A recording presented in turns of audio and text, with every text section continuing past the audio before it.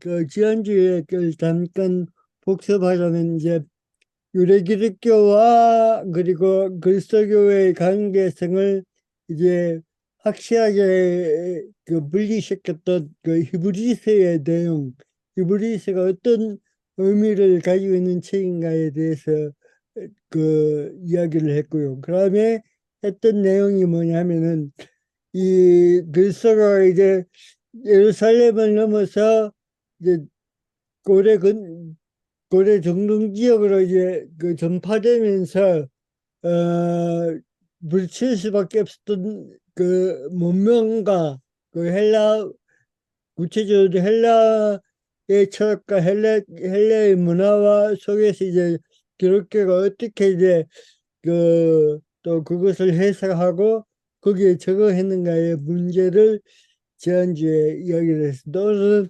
그 이야기를 헬라화를 이야기하면서 우리가 또 짚고 넘어가야 할 것이 바로 이란의 문제입니다. 그래서 오늘부터 몇 주간은 이란의 형성과 또 이란 구체적으로 그 초대교회에 있어서의 이란들이 어떤 종류가 있는가 그것들 잠시 생각을 해보려고 합니다. 그리고 그 이란들이 이제 저 교부들의 문헌 속에서 이제 이란들의 평가 또 이란들의 어떤 그 주장들이 직접적으로 인용되기도 했는데 그런 것들을 우리가 한번 살펴보면서 그 당시 이란들이 어떤 그 주장들을 펼치고 있고 또 그것들을 또 교부들이 어떻게 평가하고 있고 그래서 그것들을 어떻게 일하들어서 또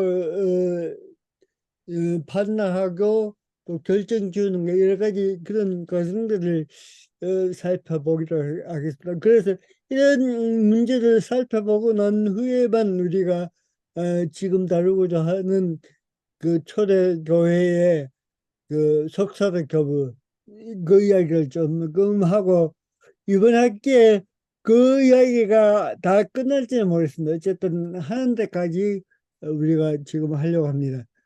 지난주에 위에 거는 했던 얘기입니다. 저기 헬레니즘 영향 아래 있었던 그리스도 이단들 여기 이야기를 지난주에 하고 오늘은 그 이란의 형성에 대해서부터 이야기를 이어가겠습니다.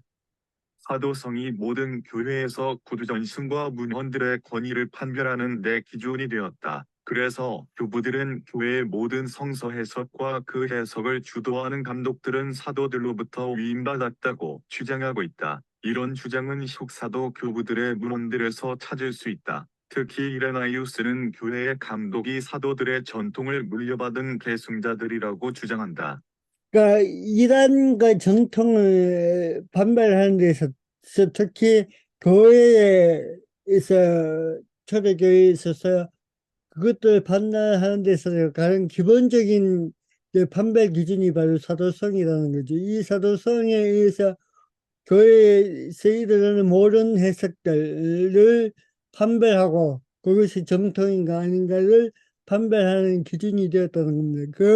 이야기, 그런 사도성들을 누가 먼저 주장했느냐 하면 석사도 교부들에 의해서 그런 그 사도성이 교회 전체에 그 이란과 정통을 판별하는 기준이 되어야 되는 것을 주장하고 있습니다. 그 진리를 보기 이레나이오 원하는 씨의 사람들은 그 모든 교회 주장입니다. 안에서 전 세계에 드러난 사도들의 전통을 목격할 수 있다. 우리는 사도들에 의해 교회의 감독으로 임명된 사람들과 우리 시대까지 내려오는 그들의 계승자들을 열거할 수 있다. 그들은 결코 저 이단들이 만들어 놓은 어리석은 것들을 가르치지도 않았고 알지도 못했다. 왜냐하면 사도들이 감추어진 신비를 알았고 또 신비들을 개인적으로 은밀하게 성숙한 사람들에게 전해주었다 할지라도 그들은 저 비밀들을 무엇보다도 그들이 교회를 돌보라고 맡긴 사람들에게 전달했을 것이기 때문이다. 사도들의 전승을 직접적으로 물려받은 교회의 감독들을 중심으로 교회의 내부가 질서지어지고 이들이 행하는 성서 해석의 권위를 부여함으로써 정통이 형성되어 갔다고 할 수 있다. 특히 이레나이우스는 모든 교회들은 베드로와 바울이 세운 로마 교회에 일치시킬 것을 요구하기도 하였다. 사도 교부들이 교회의 감독과 로마 교회의 권위를 강조한 이유는 교회들의 일치와 성서 해석에 있어서 일치된 이해를 추구함으로써 내부적으로 위협해 오던 다른 종교들의 교리와 전통으로부터 교회의 순수성을 지켜내기 위함이었다고 볼 수 있다. 특히 이레나이우스는 사도성을 위임받은 로마 교회의 소유권을 헤게시포스가 작성한 고린도와 로마 교회의 감독들의 목록을 수용하고 위와 같은 주장을 펼쳤다. 교회의 감독 목록의 의미는 사도들의 전통을 계속적으로 이어받아 이것을 서하고 보증하였다는 것이다. 그리고 터툴리아는 사도적 교회에 대하여 이렇게 주장하고 있다. 그러니까 사도들의 그 권위를 위헌받은 그 사람들이 바로 교회의 감독이라는 것이죠. 그 교회 감독을 중심으로 이제 교회 내부에 질서가 지어졌다고 보시는데, 이런 교회 내부의 질서의 작업들, 이런 질서를 수립하고 유지하는 것들이 지난주에 말씀드렸던 것처럼 속사도 교부들이 가장 먼저 행했던 일들 가운데 하나라고 했습니다. 왜냐하면 그 당시에 그 이란들의 문제는 이 속사도 교부들의 이 교회 질서를 그 유지하고 또 그 교회 질서를 정립하고 난 다음에 이제 그 교회에 이란의 문제가 생기는 거죠. 그래서 먼저 했던 이야기는 누가 사도의 전승을 이어받은 사도의 권위를 이어받은 교회 감독이 될 수 있는가의 문제에 집중했다는 것이고, 그것을 통해서 특히 이레나이우스는 그런 어떤 교회의 감독의 권위를 또 전체 교회의 통일성을 유지하기 위해서 누구에게 그 권위를 부여하려고 했느냐면 바로 노마 교회의 감독에게 그 전체 교회의 어떤 그 기준을 거기에 두려고 했던 인물이 바로 이레나이우스입니다. 그리고 그 이레나이우스를 이어서 여기 보시면 헤게시포스라는 그 또 그 교부가 나오는데 이 교부에서 보면 특히 저기 유세비우스의 그 교회사에 보시면은 어, 어떤 목록이 나오냐면 로마 교회와 그 당시에 그 또 고린도 교회의 감독의 이름을 그 감독들의 이름에 목록이 나옵니다. 그 감독들의 이름에 목록이 나오는 이유는 그것을 기록해 놓은 이유는 바로 그 감독들의 이 시작한 그 정점에 누가 있느냐면 누구로부터 시작하느냐면 바로 예수 그리스도의 사건을 체험한 사도로부터 이어져 내려왔다는 것을 또 검증하고 확인하는 것이 바로 이 당시에 그 로마 교회의 감독의 목록이었다. 그리고 여러 교회의 감독의 목록은 바로 이런 의미에서 그런 목록들이 만들어지는 거죠. 그래서 어떤 이 당시의 정통이라고 이야기한다면 바로 그런 감독들이 어떻게 이어져 내려왔는가, 또 거기에 어떤 감독들이 그 교회의 공동체를 맡아서 그 일을 해왔는가가 바로 이 정통교회의 교회의 정통성을 또 이렇게 유지하는 기준이 되었다는 것이죠. 그래서 그 석사도 교부들에 의해서 가장 그 중심이 되었던 이 사도성은 바로 각 교회 그 감독들이 어떻게 어떤 루트로 이제 감독들이 이어져 내려왔는가에 따라서 그 교회의 정통성을 또 그 유지하고 또 그것을 또 그 외부 세계에 알렸던 그런 일들이 있어 왔다는 것입니다. 그래서 그 이레나이오스뿐만 아니라 그 석사도 교부의 한 사람이었던 터툴리안도 이런 사도성과 이런 감독들에 대해서 이야기하고, 특히 전의 이야기를 들어보면 이 당시에 이제 가설로 하나를 내세운 거 바로 대교회가 존재했다. 그래서 그 대교회가 바로 그 당시 각 지역에서, 개별 지역에서 또는 각 개별 교회에서 일어나고 있는 모든 문제들을 컨트롤하고 또 통일성을 유지하는 그런 어떤 교회가 존재하지 않았나, 그런 이야기로 하고 있습니다. 어쨌든 이런 사도성을 이야기하고 그 또 교회 감독의 목록을 이야기하는 것은 바로 흩어졌던 교회들의 어떤 통일성을 유지하고 교회 내의 질서를 유지하기 위한 어떤 작업의 그 일환이었다. 그렇게 볼 수가 있다는 것이죠. 이와 반대로 사도 시절에 있던 몇몇 집단들이 마치 자기들도 사도들로부터 온 것처럼 하려고 덧붙이려 한다면 우리는 이렇게 응수하여야 한다. 그들은 자기들 교회의 근본들을 털어놓아야 한다. 그들은 자기 감독들의 순서 오도를 제시하여야 한다. 곧 처음부터 승계를 통해서 계속된 감독들을 열거야 돼. 첫 감독은 각각 사도를 중 하나를 보증자 헌임자로 가지는 방식으로 하여야 한다. 왜냐하면 이것이 바로 사도적인 교회가 자기들의 권리 주장을 증명하는 방식이기 때문이다. 개별교회 감독의 그 정점에는 반드시 누가 있어야 되느냐면 바로 사도의 이름이 있어야 한다는 거죠. 그 사도의 이름을 통해서 그 교회가, 지금 현재 교회가 정통으로 또 인정받고 또 판단을 받는다는 것이죠. 그걸 이제 터툴리안, 이데나이오스 등 교부들에 의해서 주장되어지고 있다는 겁니다. 이런 점에서 볼 때 이단은 교회 내부의 질서를 거부하려는 움직임으로부터 생겨났다고 볼 수 있다. 다시 말해 교회를 질서 지웠던 사도성에 대한 거부로 볼 수 있다. 그래서 이러한 거부는 교부들에 의하면 이단의 윤리적 타락으로 설명되기도 한다. 그러니까 이 서로 이제 그 사도적 교부들에 의해서 이단으로 그 판명되는 것은 바로 이런 정통성 또는 사도성의 권위에 이제 반대하고 또 반대하고 교회 질서를 취하려는 그런 움직임들에 대해서 반대했던 그런 부류가 바로 이단들로 이제 또 이렇게 어, 사도 그 교부를 위해서 그렇게 인정받게 되고 또 이렇게 인정받은 이단들에 의해서 또 그 교부들이 행했던 일들은 바로 그 이란들을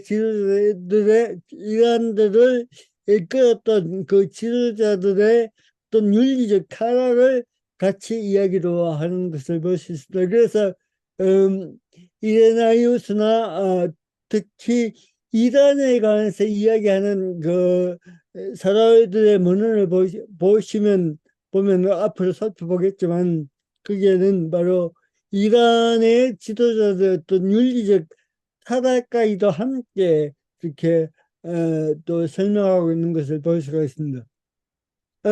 이렇게 사도성을 통해서 이제 하나의 정통, 그러니까 정통적인 교육, 또 정통적인 교회가 세워졌다면 또 하나의 이제 그 정통이 어떻게 형성되는가를 또 이야기를 하고 있습니다. 또 하나의 전통이 세워지게 된 배경에는 지역교회의 주교들의 영향에 의해서였다. 지역교회에 세워진 초대 주교들은 그들이 속한 교회의 교인들의 지지에 의해서 세워지졌기 때문에 교인들의 뜻에 맞지 않는 행위는 허용될 수 없었다. 이런 상황에서 다수가 선호하는 신앙 형태를 무시하고 다른 신앙의 형태를 강요하는 것은 불가능하였다. 그래서 호타도는 그리스도교 정통의 형성에 대해 다음과 같이 주장하고 있다. 사도성에 의해서 정통이 세워지려 했지만 그래 이 당시에 초대교회에 지난주에 이야기했던 것처럼 그 주교 또는 감독들은 누구에 의해서 세워졌는가 하면 바로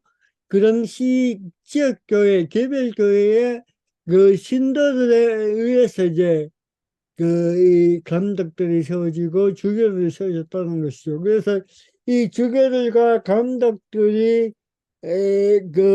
평신도들에 의해서 세워졌기 때문에 그 평신도들이 가지고 있는 그 신앙의 신앙적인 어떤 교리 또는 내용들을 이해하고 또 다른 어떤 내용들을 가르치거나 또 그걸 주장할 수 있는 그런 상황이 아니었다는 것이죠. 그래서 초대 교회의 어떤 정통들은 어떤 한편에서는 이 사도성이 중심이 되었지만 다른 한편에서는 그 당시 지역교회 또 개인별 교회가 가지고 있던 보편적인 신앙의 형태가 또 보편적인 신앙의 내용들이 분명히 처음부터 했다라는 것입니다. 이 이야기는 하타로의 주장입니다.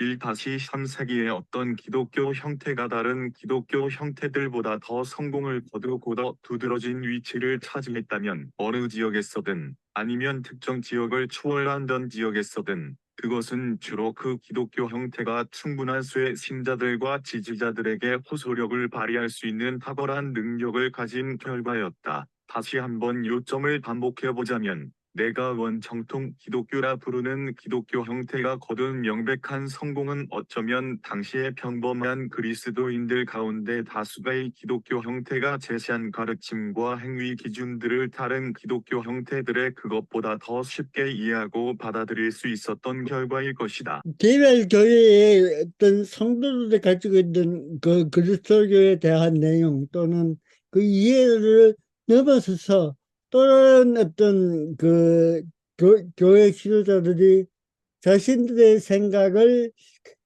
가르치고 자신들의 이해를 가르친다는 것은 어떻게 보면 이 당시에는 매우 어려운 시대였다고 볼 수 있었다는 것이.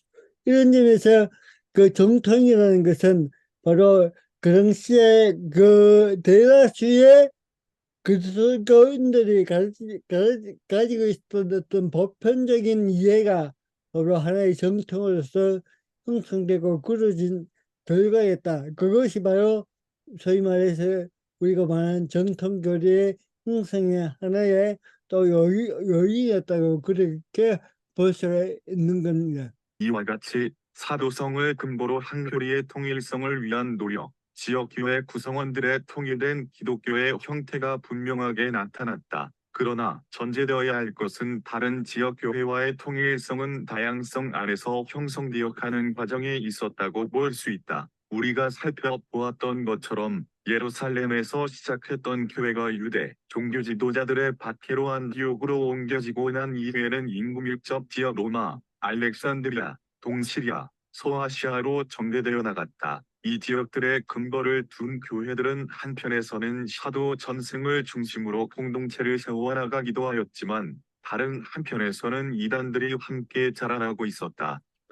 여기서 보는 여러 지역들은 바로 이 당시에 어떻게 보면 교회 그리스도교의 발전들이 다른 지역보다 월등하게 뛰어났던 지역이죠. 그래서 결국에 너무 알렉산드리아의 신학이 바로 또 라틴 신학을 형성하는 또 하나의 중요한 시점으로 이제 발전하게 된 일들이 바로 여기서부터 일어난다는 것입니다. 또한 우리가 염두에 두고 생각해 보아야 할 것은 다양한 지역 교회를 세우고 그리스도교를 전파하는 일들이 당시의 문화적 기반 위에서 이루어지고 있었는데 이런 일들을 감당한 이들이 주교로 임명받은 교회의 지도자들이었다. 그리고 이단으로 정죄받았던 이들도 처음에는 정통교회 속에서 적극적으로 활동하는 지도자들의 그룹에 속하는 이들이었다. 다시 말해 교회 내부에서 주도적인 역할을 감당하고 있었던 지도자들에 의해 이단적 사상이 싹을 틔우고 있었다. 그러나 당시의 교부들은 이런 인물들을 교회에서 추출해내기 위한 가혹한 호평들이 쏟아내기도 하였다. 그럼에도 불구하고 이들에 의하여 교리에 대한 역동적인 활동들이 생기게 되었다는 사실은 간과해서는 안 되겠다. 바로 이 이란들이 어쩌면 이 교리들을 만들어내고 확정하는 어떤 추정의 원인이 되기로 했다는 그런 이야기입니다. 초대교회를 거치면서 처음으로 만들어진 예수 그리스도에 대한 교리는 교회 내부에서 일어난 다양한 해석들의 결과물이다. 다시 말해 니케아 공의회를 통해 결정된 최초의 그리스도론적 명제는 교회의 통일성과 다양성들이 합쳐서 만들어낸 결과물이다. 또한 이것은 당시의 다양한 성서 해석들과 지역적 교회의 한계를 극복하고 하나의 교회를 만들어내기 위한 노력의 열매다. 이런 결과물이 나오기까지 다양한 이단들의 주장들도 존재하였다는 것도 역사적인 사실이다. 우리는 정통 교리를 만드는데 지속적인 영향을 끼쳤던 이단들의 발전 과정에 대하여 알아보자. 사도승과 이런 그 평신도의 그 보편적 이해를 통해서 다양한 이해들이 존속했음에도 불구하고 그 가운데는 바로 그 교리의 통일성을 유지했던 교부들의 그 노력도 있었다는 것이고 것이고 그런 그 교부들의 노력에 또 그 반동적으로 일어났던 이단들이 또 교부들이 더욱더 그 교회 일치를 위해서 또는 전통적인 교리 형성을 위해서 더욱더 그 힘쓸 또 초라하게 되었던 그런 하나의 원인으로서 이란이 그 있었다는 것이죠. 어쨌든 이런 그 여러 가지 복합적인 그 저항들 가운데서 최초로 이제 그 만들어졌던 교리가 바로 니케아 회의에서 결정됐던 그 그리스도의 명제, 그, 그 명제가 바로 이런 어떤 복합적인 상황 속에서 처음으로 이게 만들어진 형성된 결정된 그런 교리였다는 겁니다. 그러면 이런 내 그 일조를 그 추론의 역할을 했던 그 이단들이 어떻게 해서 그 생겨나고 또 그들은 어떤 형태를 가지고 되는가를 한번 살펴보겠습니다. 이단 헤러시스이라는 헬라어의 본뜻은 경멸의 뉘앙스를 담고 있지 않는 중립적인 단어로서 어떤 칭송이나 비판 없이 공통된 견해를 가진 일단의 사람들을 가리키는 말이었으며 원래 신약에서도 중립적인 의미로 사용되었다. 이 단어가 부정적인 의미로 사용하기 시작한 것은 2세기의 교부들과 성서 번역을 통해서이다. 먼저 교부들은 헬라어 헤러시스를 라틴어 하이레시스로 번역하면서 부정적인 의미로 사용하였다. 그래서 분파적 성격을 지니고 있는 개별 그리스도인들과 전통과 다른 생각을 가진 사람들을 적대적으로 대하였다. 교부들의 이런 활동들을 통해 이단적 사고를 가지고 있었던 지도자들은 교회에서 스스로 나가거나 축출당하였다. 다시 말해 처음부터 교부들은 교회의 통일성을 유지시키기 위해 교회 내부의 이단 사상을 철저하게 배격하였다. 그리고 또 하나의 경우는 킹제임스 번역에서의 헬라어 단어를 이단으로 번역하면서부터이다. 그러나 신약에서는 이단이라는 단어보다 부정적인 의미로 사용된 단어들이 있는데 예를 들면 다른 복음, 다른 예수, 다른 교훈이다. 그리고 이단에 속한 사람들 부패하여 스스로 정죄한 자로서 죄를 씻는 자라고 표현하고 있다. 이런 표현들에서 우리가 알 수 있는 것은 위에서 언급한 것처럼 이단은 처음부터 교회와 상관없이 존재했던 것이 아니라 교회 내부로부터 출발하였다고 볼 수 있다. 교회를 유지하기 위해서 교부들에 의해 이단으로 단정짓는 일이 생겨나게 되었고 교회의 발전이 거듭될수록 이단에 대한 기준이 분명해지기 시작하였다. 그리고 3세기 중반에 이르러서 이단이 어떤 특징을 가지고 있는지에 대한 설명이 보편화되었으며 이런 이단의 특징은 최근까지 유지되었다. 그러니까 이게 3세기의 그 이란에 대한 어떤 보편적 기준입니다. 사도들이 세운 교회는 나사렛 예수의 가르침과 사도들의 전통을 굳게 붙들어 훼손되지도 않고 더럽혀지지도 않은 상태였다. 정통은 시간적으로 이단보다 앞선 것이다. 따라서 이단은 기존의 정통에서 고해적으로 일탈한 것으로 간주되었다. 정통이 맨 먼저 왔고 그것을 일부러 거부하는 결정은 나중에 온 것이다. 이단은 교회 내에 변절과 일탈이 있을 것이라는 신약 성경의 예언이 성취된 것을 보여준다. 이단은 또한 신자들의 믿음을 시험하고 확증하는 섭리에 따른 수단으로 간주할 수 있다. 이단은 이단자들의 것에 대한 사랑이나 질투와 시기심 때문에 생긴다. 전반적으로 이단은 통합성을 보이는 정통과 달리 일관성이 결여되어 있다. 이단들은 지리적으로나 시기적으로 한정되어 있는 반면에 정통은 온 세계에 널리 퍼져 있다. 이단은 정통이 이방 철학으로 희석된 결과로 생긴 것이다. 그러니까 이게 산체기에 이제 그 보편화된 이란들의 생각입니다.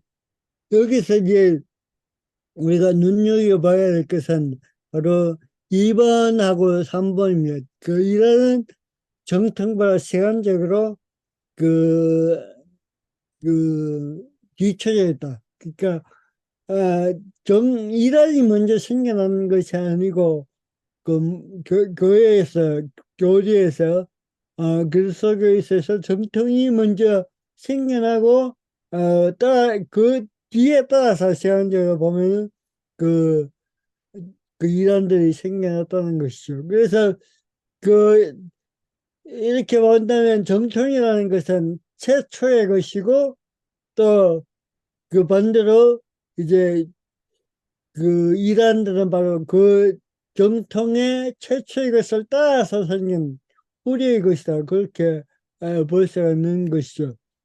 이런 특징들을 가진 이단은 시기적으로 가장 오래된 사도전승을 지켜려는 의도를 가진 분파들이 아니라 오히려 변형시키려는 분파들이었다. 여기에서 이단을 이런 특징을 가진 분파로 정의한다면 그리스도교의 역사 속에서 일어난 교리의 발전을 어떻게 볼 것인가 하는 것이 의문으로 남는다. 다시 말해 사도전승을 근거로 하는 교리가 단순히 반복되는 것으로만 그 역사가 흘러오지 않았다는 것이다. 그렇기 때문에 처음부터 정통을 고수하면서 또한 정통에 대한 새로운 해석이 필요하다는 요구가 있었다. 이러한 요구들은 현재까지도 유효한 것이다. 교리를 시화하고 정통을 유지한다는 것은 단순한 반복이 아니라 시대에 대한 변증으로 계속적으로 해석되어야 할 과제를 가지고 있다. 그럼에도 불구하고 지켜야 하는 기준이 있다면 그것은 초대교회가 확증해 놓았던 그리스도론이 되어야 할 것이다. 그리고 이렇게 초대교회에서 그리스도론이 확립된 이유는 당시의 정통을 따르지 않았던 이단들 대부분이 그리스도의 정체성을 문제 삼았기 때문이다.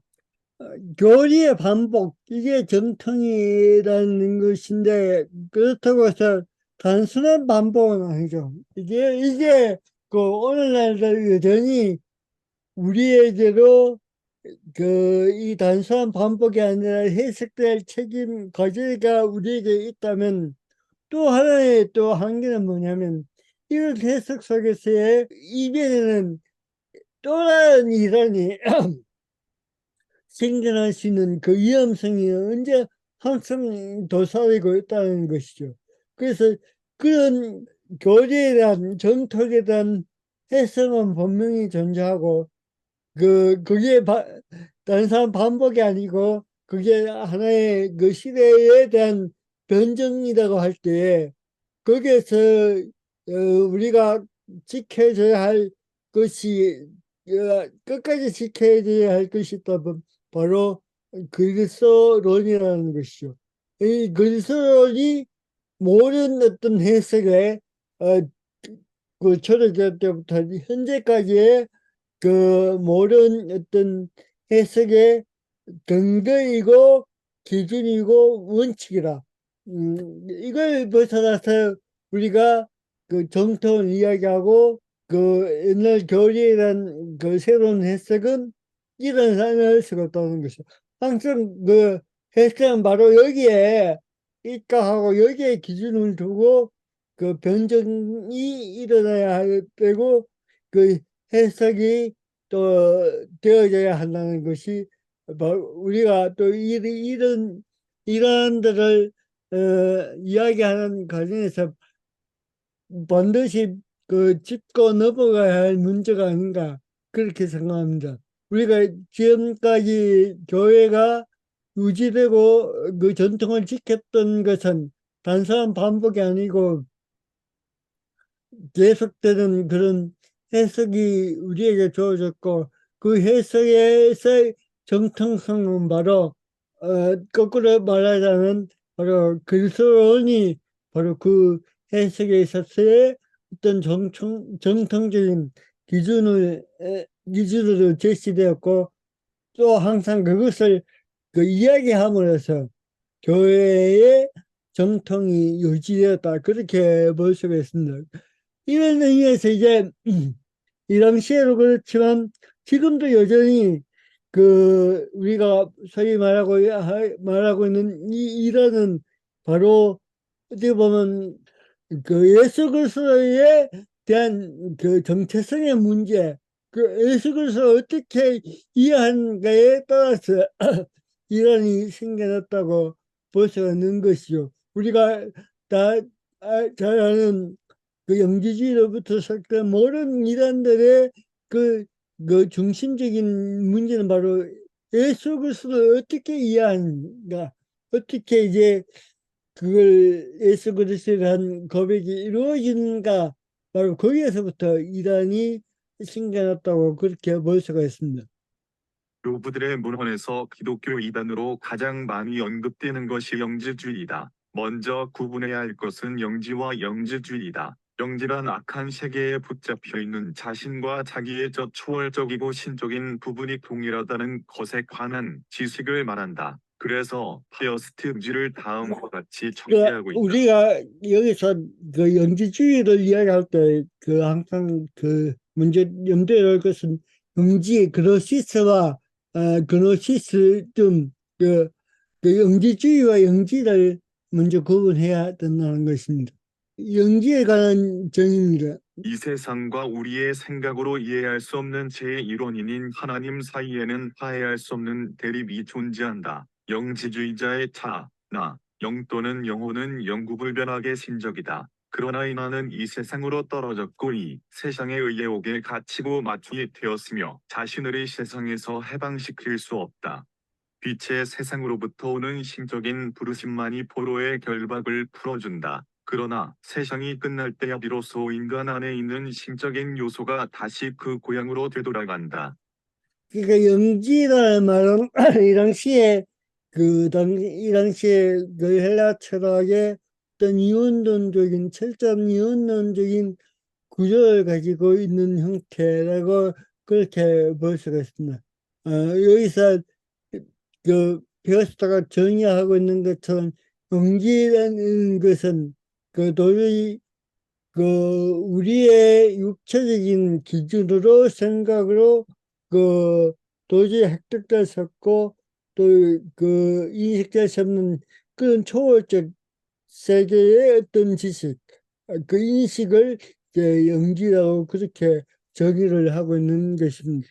이런 점에서 영기노시스는 영과 육체를 분리시키고 육체를 통해 인식되는 결과물이 아니라 초월적 세계를 상정하고 그 초월적 세계가 비추어주는 지식만이 참된 지식으로 간주하는 당시의 이원론적인 배경을 가진 것을 의미한다. 반면에 영지주의는 이러한 초월적 지식을 통해 이루어진 종교적 체계를 가리키는 말이다. 영지라는 것은 그릉시 본편적인 사고라는 거죠. 이언론적인 사고. 그래서 그 이언론적 사고의 출발점을 우리가 알 수 있는 것처럼 헬라 철학이라고 할 수 있는 그 헬라 철학의 원조는 바로 플라톤의 그 이데아론에서부터 출발하는 것이죠.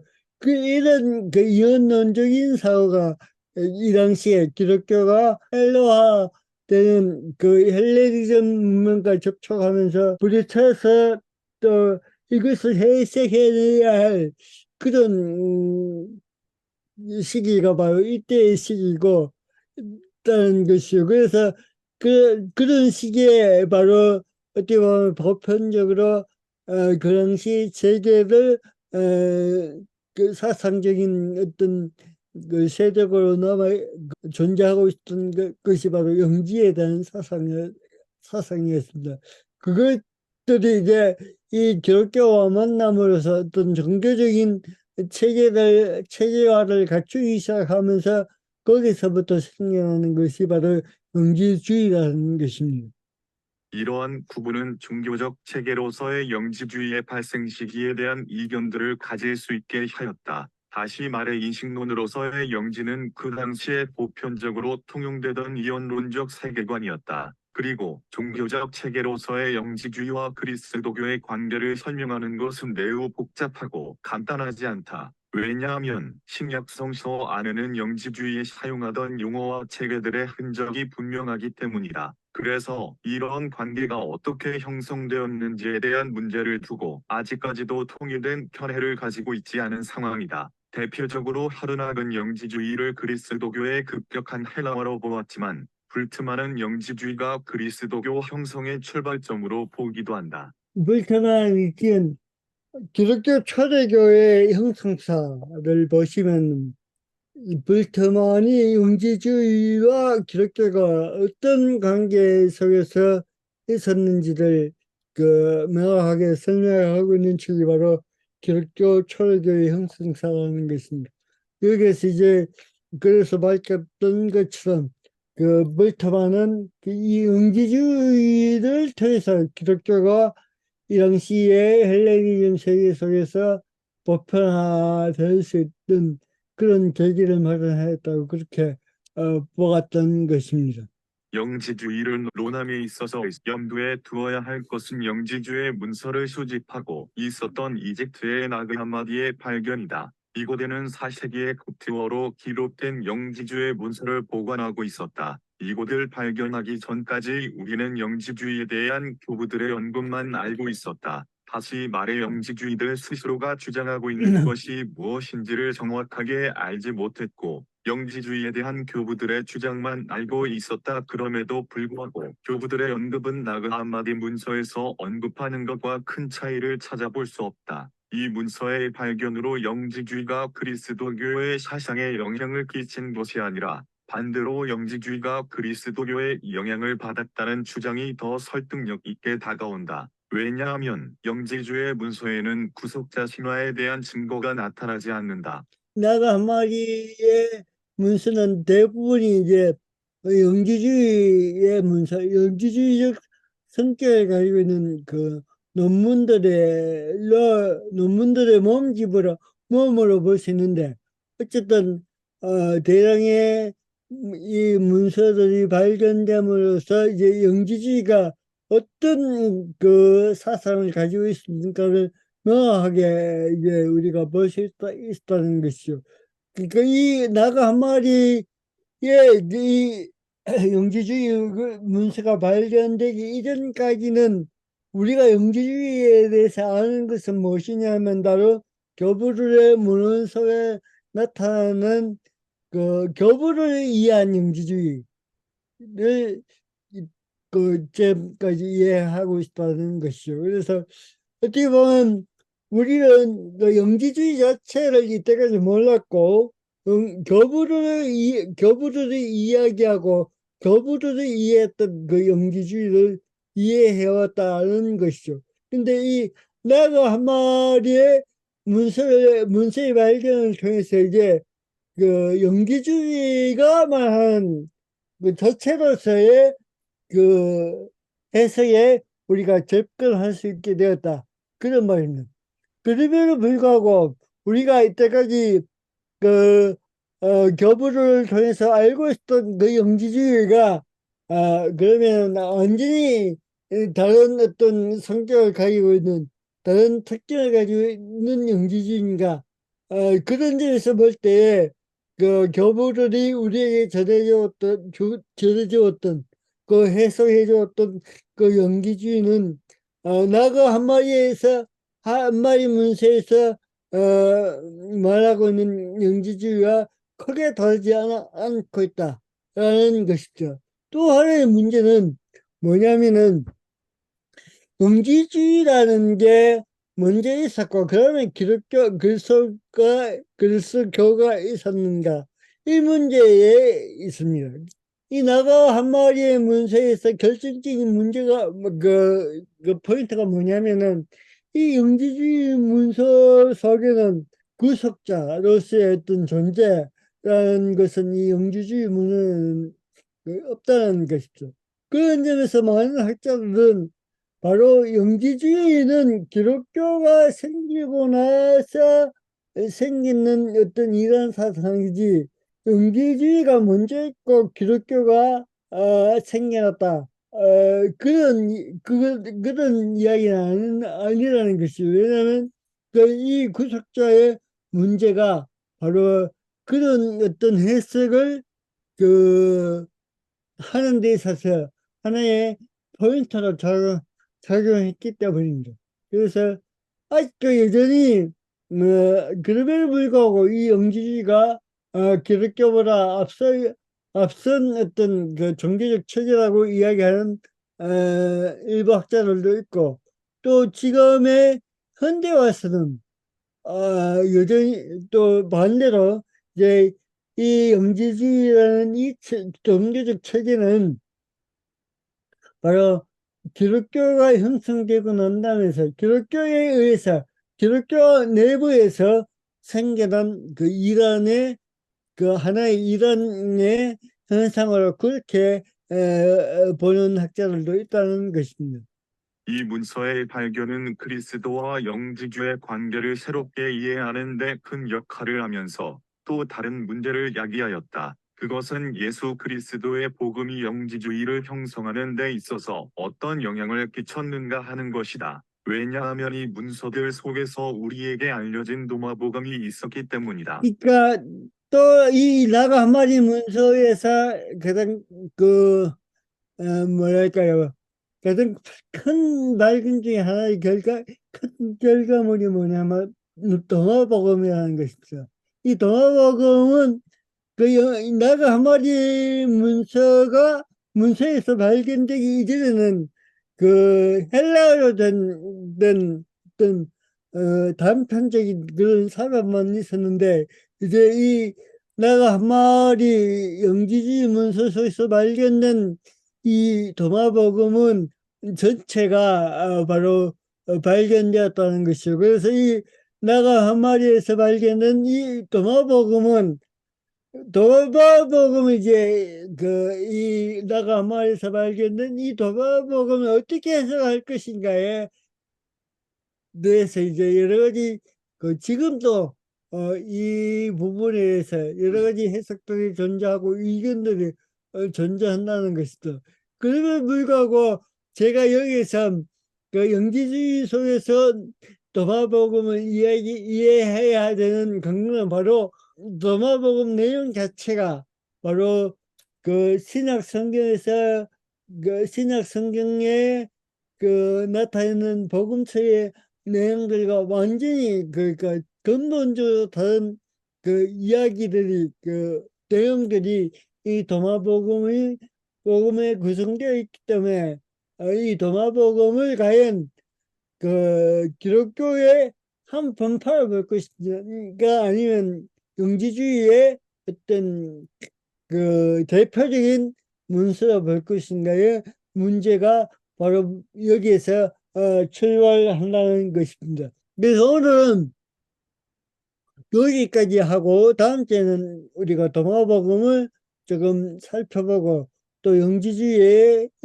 그 대표적인 인물들을 잠시 살펴보는 것으로 다음 주에 내용을 하겠습니다. 오늘은 여기까지 이야기를 하겠습니다.